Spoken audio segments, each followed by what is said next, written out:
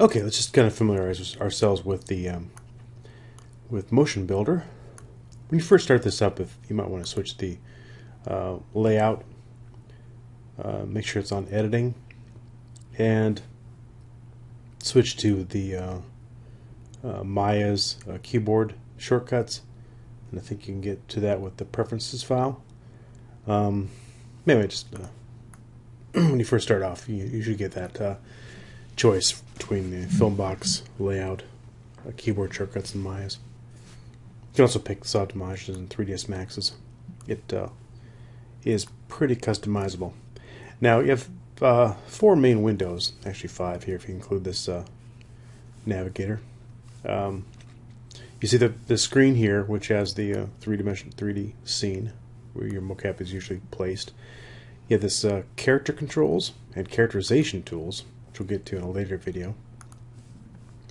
And you have this animation timeline here, and several things: the animation triggers, a dope sheet, F curves, the usual thing, and the navigator for the scene. And over here is the resources, where you can browse through different files. You make sure it's on Asset Browser. Now, if you right-click in this panel over here, you can add favorite path. And what I've added is this folder download I got from Autodesk called Tutorial Support Files. And inside there are a bunch of quick and dirty little scene files and animation files as well. So my usual demo is, let's grab a couple things out of the scene. Some of these things are rigged and some aren't. So if you grab Gremlin, I don't believe this one. Just drag it in here and go to FBX Open. You just open in everything with, in this case, no animations because it's just a rig. Yeah, they've gone ahead and characterized him. I can actually select the main node here and go to click W and then move him around in the scene like that. And you should be able to grab different elements, different parts of his body as well. He's fully rigged and characterized, so I can actually animate him using these controls here. Much easier to select on this rig here. Like that. So you blows the shoulder up and down. And it works really well in real time. This is a very fast, interactive animation setup. You can move the elbow around, and that kind of controls the rest of the arm. It's pretty intelligent in that way. And grab the palm and pull it down. Simple IK structure. Grab the hip here. So full controls, and it's got a ground. It's intelligently can intersect the ground, and the IK operates properly. So, a pretty full rig. Some of these guys, like let's just grab Pepe, pull him in as well, and we can switch from excuse me, Gremlin to Pepe here. But if you notice, this isn't a characterized rig, so it doesn't show up on this in the character controls. He's simply just a piece of mesh with a skeleton underneath it, but not characterized at all. So let's get rid of him. Let's move this Gremlin out of the way, and we'll just delete him completely. But there should be a Pepe rigged. Here's somewhere. There it is. So Pepe rigged is rigged, so you can actually move him around. Although the selection controls are a little bit funky. I can't select his main node here. There we go. Using this control setup, so I think this has been kind of flaked out of it. I'll move him over here.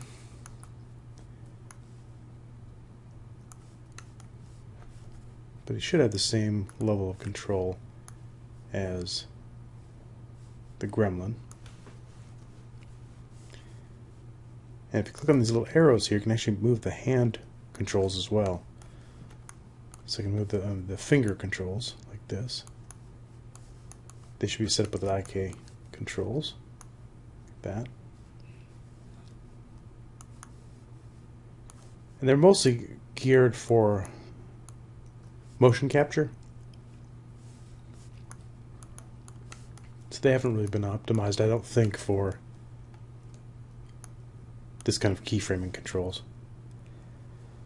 Okay, one last figure. I'll throw in Mia. I think Mia Blue is the one. Well, let's throw in Mia Characterized.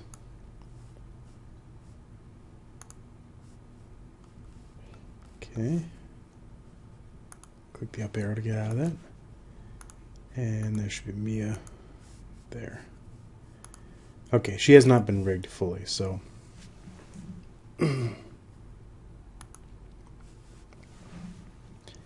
so we gotta delete her.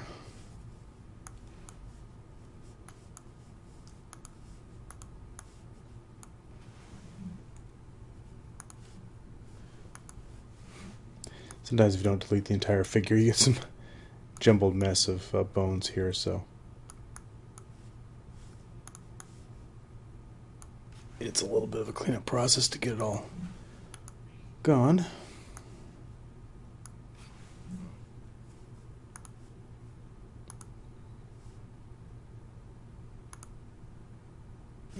There you go.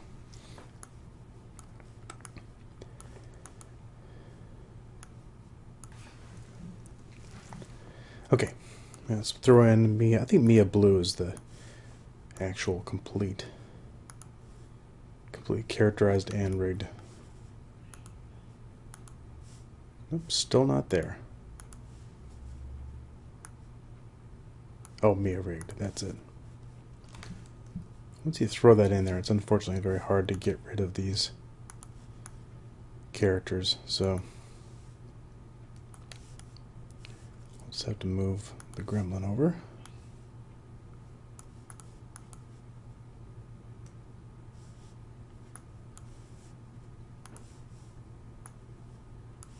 And delete Mia.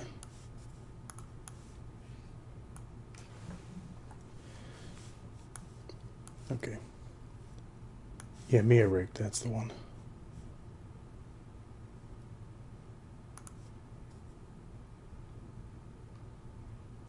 Okay, so I have three different characters with three different sizes.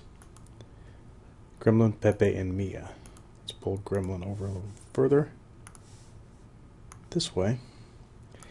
We'll take a piece of animation and apply that same animation to all these characters. I'm going to grab a punch animation, just drag it into the scene, and just merge it. Pick the FBX merge punch. Now that's part of the scene here. As you open up the scene, you'll see all these different things. A gremlin body, a character control reference, Pepe's mesh, and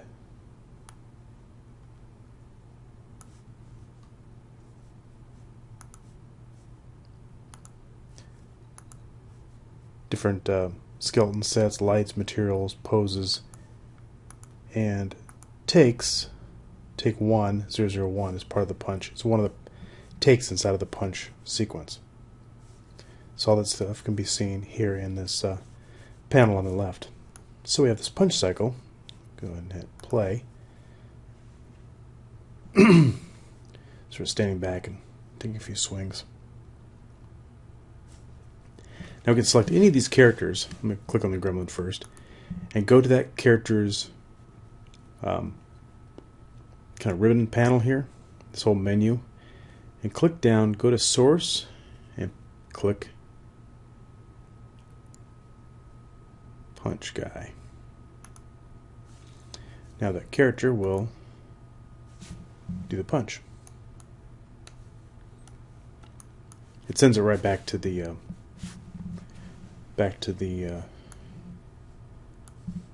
skeleton's position in space, but you can offset that and it still plays. If you notice, it completely retargets the animation and scales down everything proportionally, especially the step size in the scene, which is very useful. Now let's turn on cycle here so we can see this all happening continuously. Now we'll go to Pepe and do the same thing. Pick source, punch guy. So there's the Pepe retargeted to that same animation. It's a small stature. He's making much shorter steps than Gremlin or the original character, which is much taller. Now let's pick Mia, which is even taller than the source file. Same thing. We'll go to Mia, source, punch guy. So now all these characters are punching away, but each animation is being scaled proportionally to their character's size. And one thing you can do here too also is you can scale this up, scale the base node here, and everything gets scaled up in that character. So Giant Mia is now making much larger steps than she was before. And that's retargeting.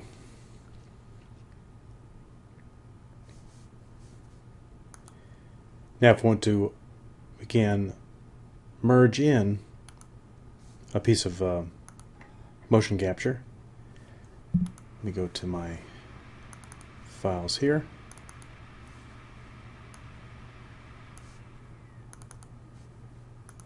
And here's a piece of motion capture from the mocap studios at Flashpoint.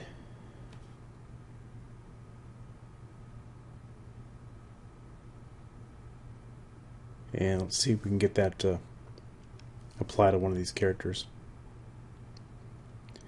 It's a long take, so it takes a while to load in. It's always good to take your animations and break them up into several smaller takes. Pick in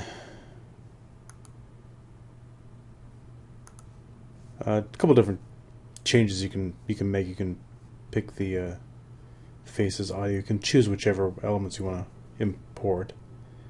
Go ahead, merge. Pick the default.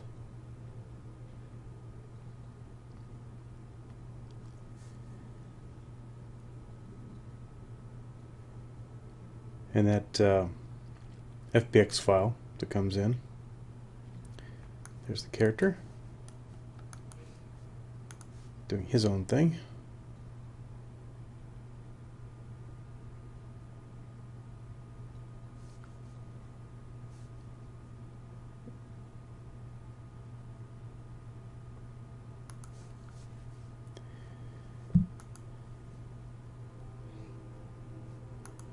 I can select the Mia character and use that actor as a source.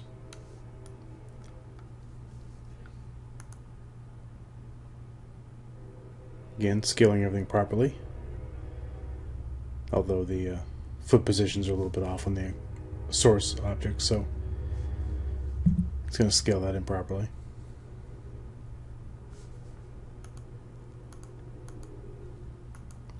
Grab Pepe, same thing, pick a source, pick that actor that came in. So Pepe is doing his thing,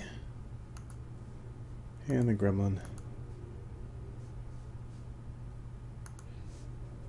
So now we have that. All these characters being scaled and their animations being scaled proportionally to their body size. And that's retargeting in Motion Builder.